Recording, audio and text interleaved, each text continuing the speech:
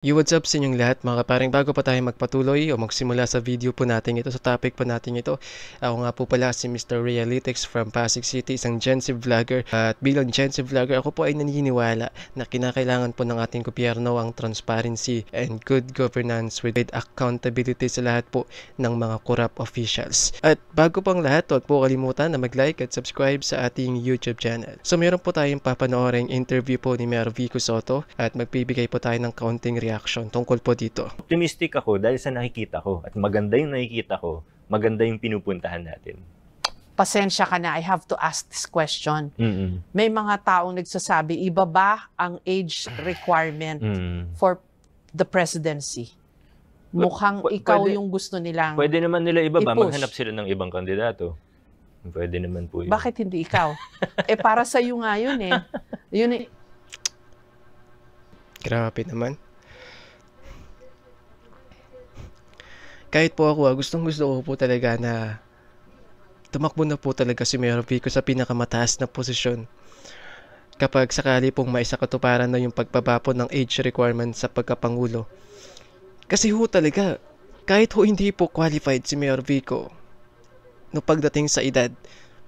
Pero overall, kung titingnan po natin kung magsasagawa po tayo ng matinding pag-uusisa, no? Si Mayor Vico po ay kabilang sa pinaka-qualified na tumakbo sa pinakamataas na posisyon. Wala na pong dapat pang patunayan. Marami na pong napatunayan si Mayor Vico kung ang pagbabasihan po natin ay yung pagiging good governance, transparency. Nagawa na po niya yan sa Pasig eh. 'Di ba? Yung transparency na pamamahala, nagawa niya na po 'yan sa Pasig. Kaya nga po napakahirap ng magnakaw dito sa Pasig. Wala nang kickback. Yung systematic culture kickback system na 'yan natanggal na po dahil kay Mayor Vico, dahil sa kanyang paniniwala na para mapanagot natin, para maputol ang korupsyon, kinakailangan natin ng transparency. Nakikita ng mga tao, yung mga proyekto, yung mga kung paano yung bidding, kung sino mga nanalo, kinakailangan po natin yun. Nang sa ganun, madali na lamang natin mapanagot kung sino ang magnanakaw. Marami na pong napatunayan si Mayor Vico. Hindi lamang po sa ating bansa, kundi maging sa labas ng bansa. Itinanghal na anti-corruption champion ng US State Department. Pagkatapos kasama po ang lungsod ng Pasig at kasama po si Mayor Vico sa top 50 best mayors. So buong mundo po ito buong mundo po ito. So napakarami na pong achievements, napakaganda po ng platform at kung ikaw po ay taga-Pasig, malalaman mo po yung mga ibig kong sabihin, maiintindihan mo po talaga yung mga benepisyo, yung mga binibigay ni Mayor Vico. Napakarami pong binago dito po sa lungsod ng Pasig. Hindi ko na po kayang maisa-isahin kasi hindi po yun yung topic natin. Pero kung gusto mong malaman yun, pwede mong i-research. O kaya balikan mo po yung mga old videos po natin na ipaliwanag ko po doon kung ano-ano po yung mga benepisyong binibigay ng aming gobyerno dito po sa Pasig at makikita mo po at malalaman mo po talaga na si Mayor Vico po ay napaka-qualified. Ito po ang kinakailangan po natin na maglingkod sa atin. Kahit man lang po Vice President okay na po kami doon. At least meron po tayong pag-asa na balang araw ay magiging pangulo po natin siya. Ikaw naiisip nila, ibaba daw yung qualifying age. Baka sinasabi lang yan ng ibang tao na ako iniisip nila. Hindi naman natin alam kung totoo yun. Wala naman kumausap sa akin, di ba? So, kung ako lang, nagsabi na ako na 2028, I'll take a break from politics. Hindi muna ako tatakbo. Hindi ko alam exactly kung anong gagawin ko. Gusto kong magturo sana. Gusto kong mag-aral din. Baka may mga opportunities din, other opportunities in government, maybe civil society. So, yun po talaga yung plano. Sabihin ko sana, are you for real, Mayor Vico?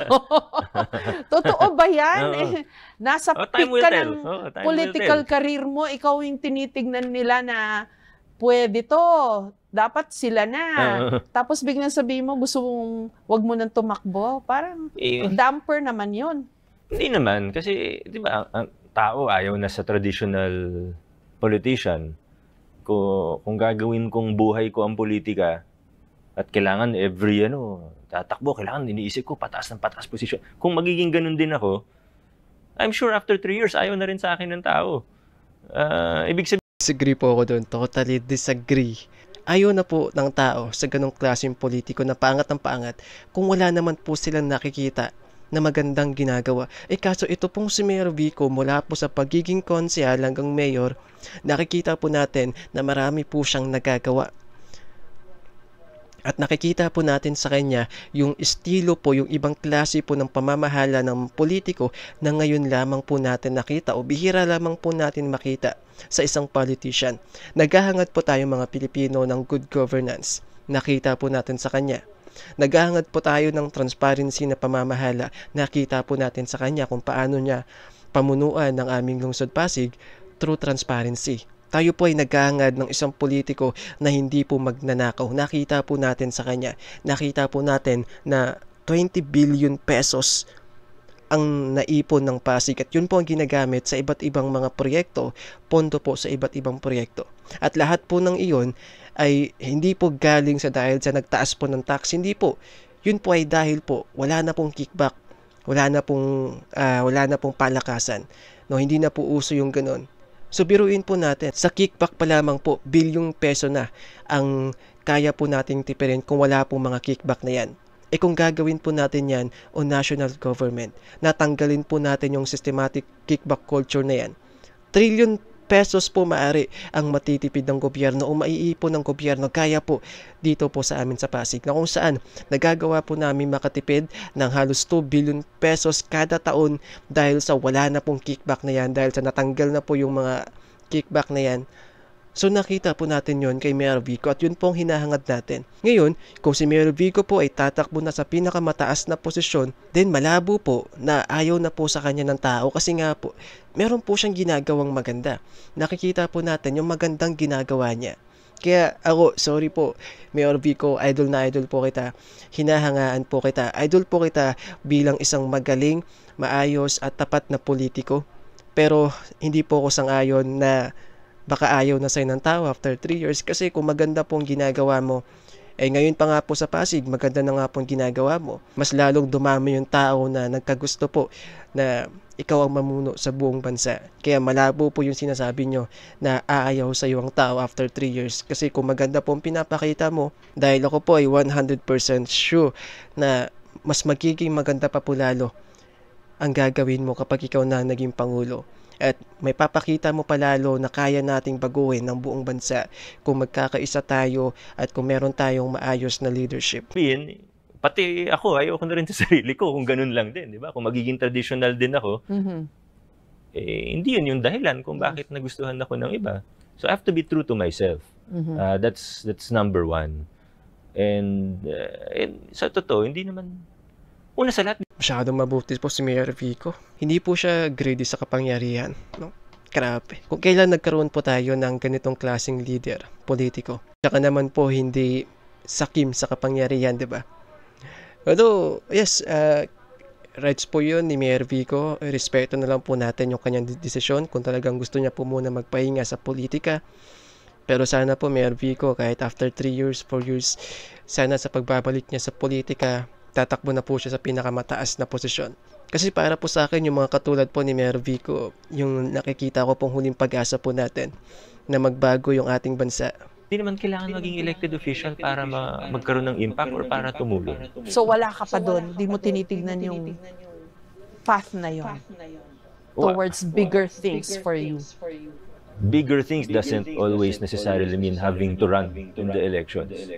So I just want to do my part. Of course, I have to think of myself also. Sige, takbo ko sa 2028 pero burn out naman ako.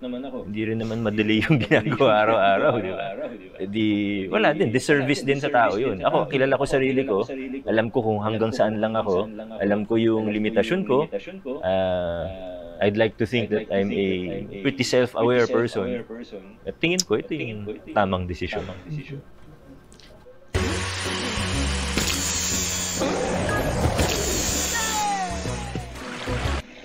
Spoken like a non-politician. Sorry, but I also have to ask. Parang nasaktan sila na nag-akusa ka without proof.